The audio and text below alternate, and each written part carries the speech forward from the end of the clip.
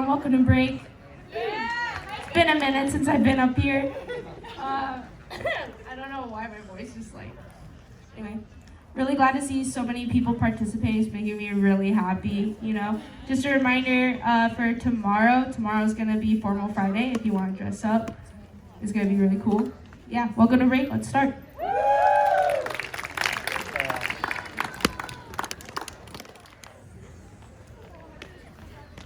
Hi, everybody. First up, we have Mr. Brookhauser, who's going to give us a quick COVID update. Mr. Brookhauser.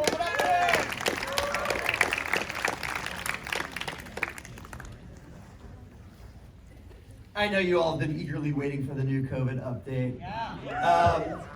Actually, all I really have to say is about the testing clinic that's up there. I just want to first thank all of you who have been participating in the testing. When you get your test on Wednesday mornings, you're, giving yourself some confidence about, your status, and then also it helps out the community. So when the more people who get tested, the safer our community gets. So thank you for participating in that. We are going to be requiring testing for everyone who is in Frozen or is a volleyball player. And so we are going to prioritize those students at 9 a.m. On the next coming Wednesdays through the fall musical session and then also through the volleyball season. So if you are in line waiting to get tested at 9 o'clock and someone from the volleyball team or the Frozen cast asks to go in front of you, please give them the priority because they're absolutely required to get that test.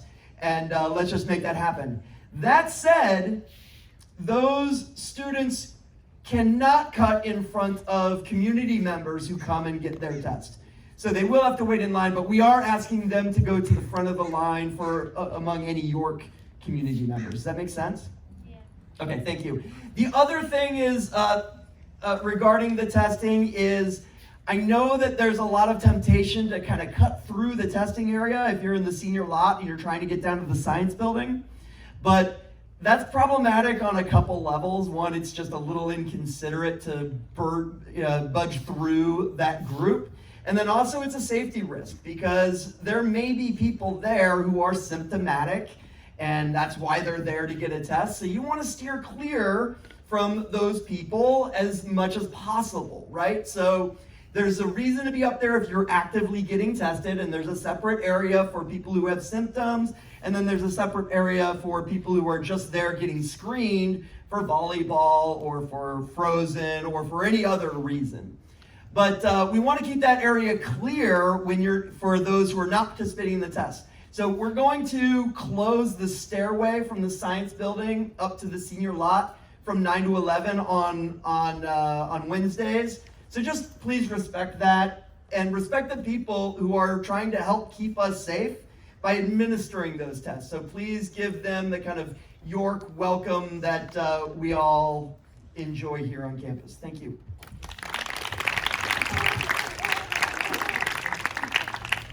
If you were not on campus, well, nobody was on campus, but if you weren't with us during distance learning last year, you missed out on Nayeli leading our school through the Poetry Out Loud Jam, which is amazing. But you get another chance this year because Nayeli's here to tell us about Poetry Out Loud. Come on, Nayeli. Yeah.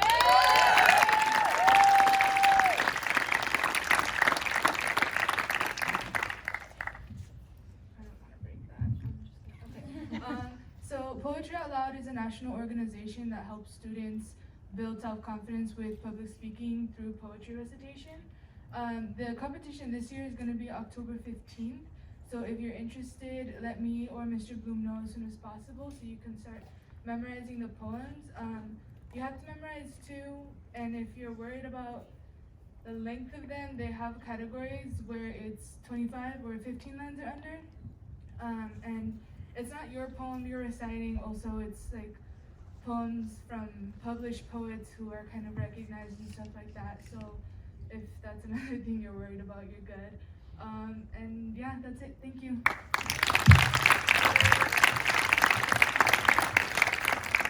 Speaking of fun things to do in October, we have Mr. Martin here to tell us a little more about Fall Fair.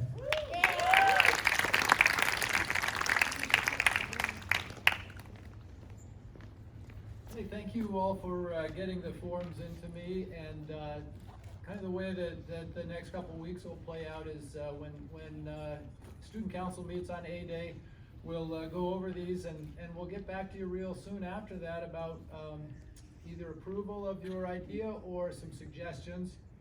Anyways, before you go to break, you'll have a pretty good idea of what you'll be doing, and you'll be able to plan for it, which will be great. One other thing that I want to ask you guys today is I've mentioned that we're going to have a dragon. The dragon is going to stand guard over the entrance to the fall fair, you know, so that he may not let people from Stevenson in. I don't know. He's going to be very, very strict. But the dragon is already kind of incubating in our minds, and she is to be named Kim, and she's going to have a bit of a temper, you know, but dragons do. And so what I want is a group of people. We'll call them the Dragon Crew, that just has a ring to it, who would meet with me right up at the top of the stairs after this. If you have time from, say, 3 to 3:45 to help construct this creature, I've got a sketch of it here, which I will only share with those of you who want to do that. And just meet me there, and we can build this. It's old-fashioned chicken wire, paper mache. It's going to be big, it's going to be beautiful, and a little scary. Thanks.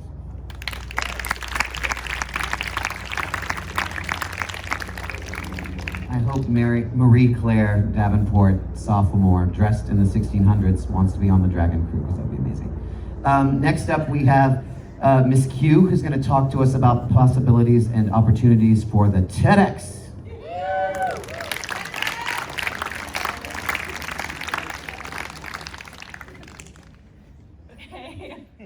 Hi. I'm like so short. Okay.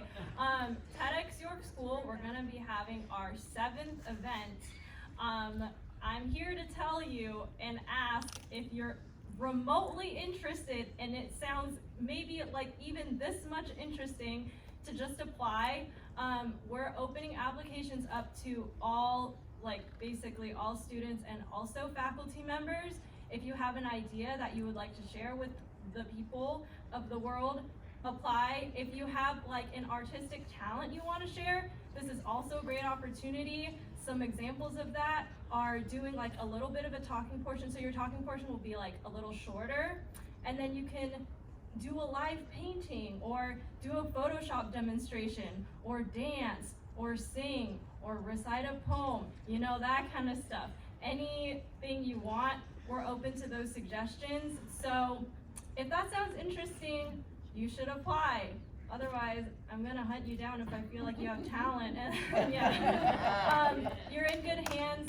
I was a speaker at the first one, and I've been involved for every single TEDx leading up to this point. Mr. Brookhauser has experience with TEDx as well. So it's gonna be great. If you're a little bit nervous, it's fine. I was really nervous, but then it's fine, I'm still here. So please apply, tedxyorkschool.org/apply.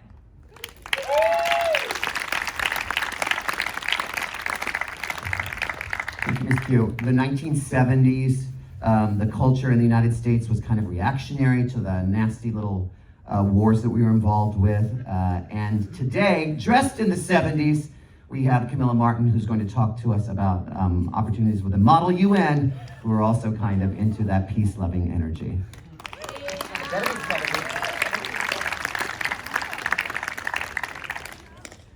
Thank you for that wonderful introduction. All right.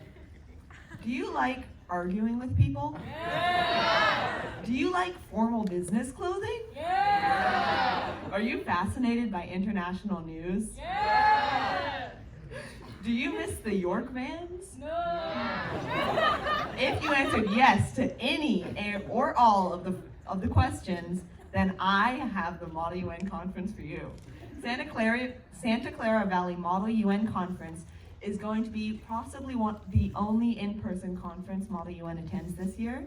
It's going to be January 28th to 29th. and it's gonna be a lot of fun. Everybody is welcome, regardless of experience levels, whether you're an actual Model UN delegate as of now, or you don't know what a different country is. So the cost, it's gonna be $40 as a delegate cost, and then estimated $50 to $60 for a hotel room.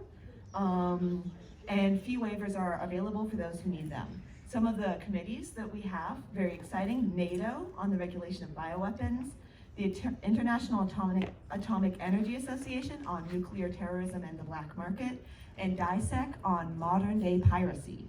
We need you to make this happen, so please, if you're interested, no matter whether it's just like, hey, that sounds like it might be fun, or this is like your thing, you really want to come, just give me an email at martinc2022@york.org and let me know. Thank you.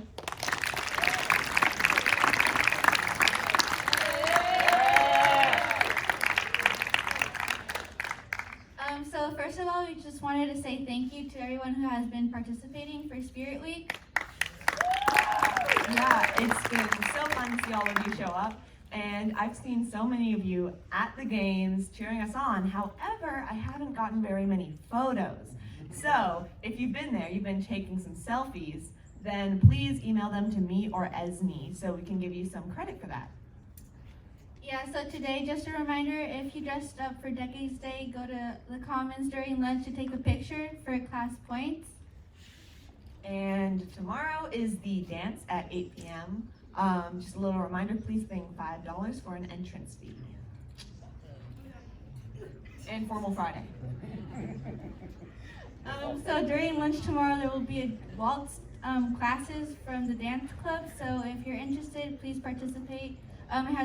It's been really fun, and we'll announce the winners/points on Monday.